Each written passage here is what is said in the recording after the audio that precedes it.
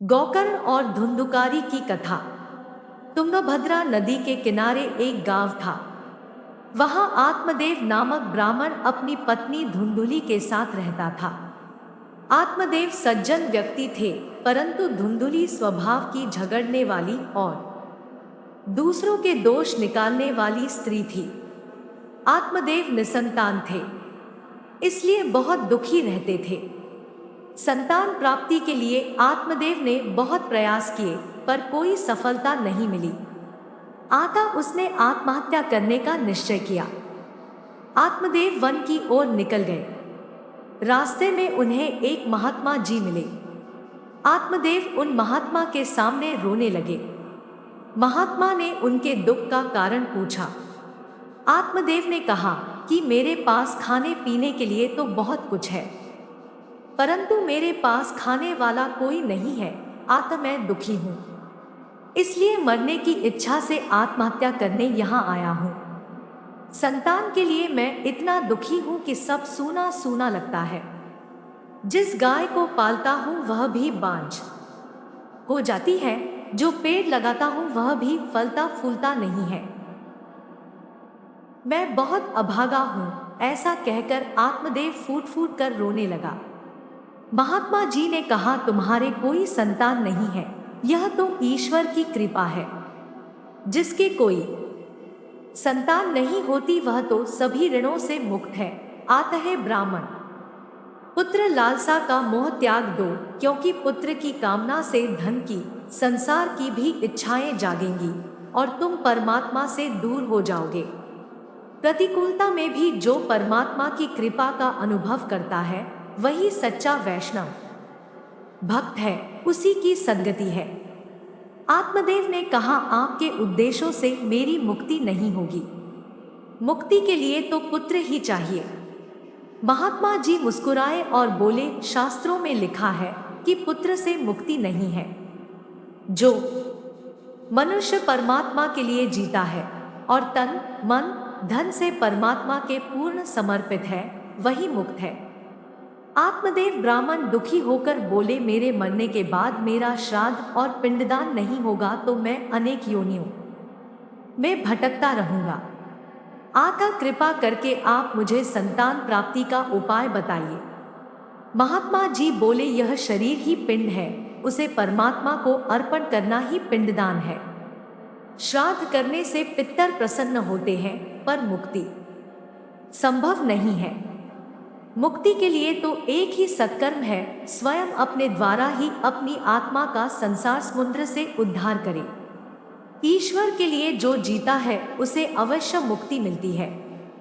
परंतु आत्मदेव को महात्मा के वचन सुहाए और उसने कहा, महात्मा जी, मुझे तो आप पुत्र दे दीजिए, नहीं तो मैं आपके सामने ही प्राण त्यागता हूँ, जिसका दोष आपको भी लगेगा।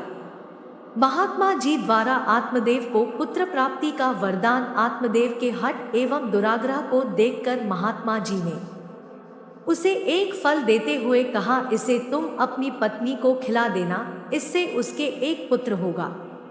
तुम्हारी स्त्री को 1 साल तक सात्विक जीवन जीना होगा। यदि वह ऐसा करेगी तो बालक शुद्ध स्वभाव वाला होगा। आत्मदेव खुशी खुशी फल लेकर लौटा और अपनी पत्नी को फल दिया।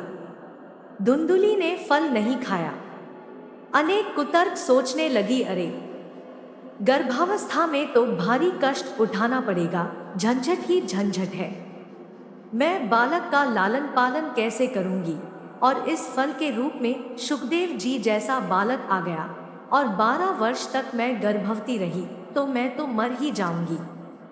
धुंधुली ने अपनी छोटी बहन से सारी बात कही तो उसने युक्ति बताई, मैं गर्भवती हूँ, मुझे बालक होने वाला है, तो ऐसा करती हूँ कि मैं तुझे अपना बालक दे दूंगी। तू आज से ही गर्भवती होने का नाटक कर और ये फल गाय को खिला दे। महात्मा जी को भी पता चल जाएगा कि कितनी शक्ति है उनमें। समय बीतने पर धुंधुली अपनी बहन का पुत्र ले आई और पति को बोला कि मुझे बेटा हुआ है। बड़ा भारी उत्सव मनाया गया।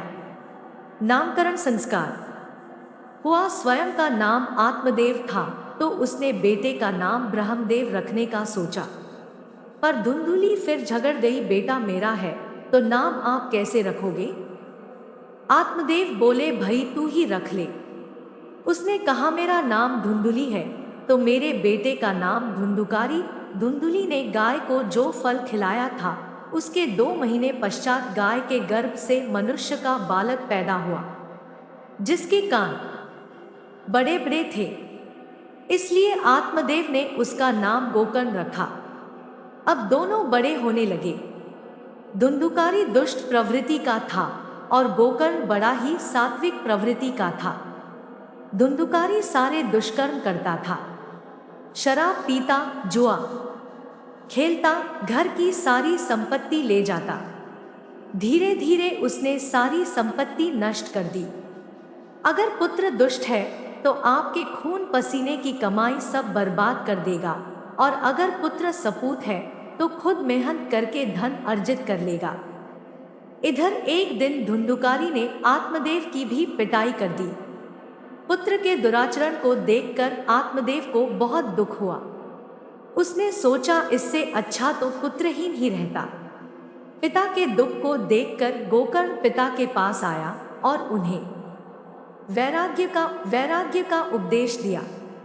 गोकर्ण ने कहा, पिताजी, ये संसार दुख रूप है तथा मोह से बांधने वाला है। संसार में सिर्फ भगवत दृष्टि रखकर ही हम सुखी हो सकते हैं। आता पुत्र मोह त्याग कर भगवत भक्ति करिए, तभी मनुष्य जन्म सफल है। जो सुख को चाहे सदा तो शरण राम की ले। भक्ति में परदोष दर्शन विघ्न है, आता है पिताजी। अब धुंधुकारी की गतिविधियों की तरफ ध्यान ना देकर वन में जाकर प्रभु की आराधना करें। गोकर्ण की बात समझ पुत्र मोह त्याग कर आत्मदेव गंगा के किनारे आ गए। भागवत के 10वें स्कंद का रोज पाठ करते थे और उसी जीवन में उन्हें श्री कृष्ण की प्राप्ति हो गई। आत्मदेव के चले जाने के बाद एक दिन धुंधुली भी पुत्र के उपद्रवों से दुखी होकर कुएं में जा गिरी और उसकी मृत्यु हो गई। इधर गोकर्ण जी तीर्थ यात्रा के लिए निकल गए। खुली छूट मिलने के कारण अब धुंधुकारी 5 वैश्याओं को घर ले आया। वह वैश्याओं की मांगों को पूरा करने के लिए डाका डालता, शराब पीता, जुआ खेलता था। इनकी मांगों को पूरा करते करते एक दिन धुंधुकारी ने राजा के महल से भी चोरी कर ली। वैश्याओं ने सोचा, यदि यह जीवित रहा तो एक ना एक दिन हम सब पकड़े जाएंगे। आता इसे मार ही डाले तो अच्छा रहेगा। ऐसा सोचकर रात को उन्होंने सोते हुए धुंधुकारी को रस्सी से कसकर बांध दिया और जलते हुए अंगारे उसके मुख में भरकर उसे तड़पा तड़पा कर मार डाला। फिर उसके शरीर को वही धरती में गाड़ दिया। धुंधुकारी अपने कुकर्मों के कारण भयंकर प्रेत हुआ। जो पाप करता है उसे प्रेत बनना पड़ता है। गोकर्ण ने गया में जाकर भाई का श्राद्ध किया, पर उसका उद्धार नहीं हुआ। अब धुंधुकारी अनेक रूप बनाकर गोकर्ण को डराने लगा। गोकर्ण इतने गायत्री मंत्र का जप करते थे कि वो उनके पास नहीं आ सकता था। प्रेत योनि तामस योनि है। जो सात्विक मंत्रों का जाप करता है, प्रेत उसके पास नहीं आ सकते हैं। गोकर्ण ने पूछा, तू कौन है? धुंधुकारी ने कहा, मैं तुम्हारा भाई धुंधुकारी हूं। हे भाई, तुम दयालु हो, मुझे इस प्रेत योनि से छुटकारा दिलाओ। गोकर्ण बोले, अरे मैंने तो तेरा गया में पिंडदान कर दिया, फिर भी तेरा उद्धार नहीं हुआ। धुंधुकारी बोला, मैंने जितने दुष्कर्म किए हैं, गया के पिंड से मेरा उद्धार होने वाला नहीं है, और कोई उपाय सोचो। गोकर्ण ने सभी विद्वानों को बुलाकर पूछा, पर कोई उपाय नहीं निकला। अब गोकर्ण ने सूर्य देव को नमन किया और कहा, आप सबके कर्मों के साक्षी हैं। हम प्राय कहते हैं और कोई नहीं देख रहा है, पर भगवान तो देख ही रहे हैं, क्योंकि सूर्य और चंद्रमा भगवान के 2 नेत्र हैं। आप किसी से भी कोई चोरी बचा सकते हैं, पर सूर्य और चंद्र से नहीं बचा सकते। ये ही भगवान के यहाँ गवाही देते हैं आपके कर्मों की।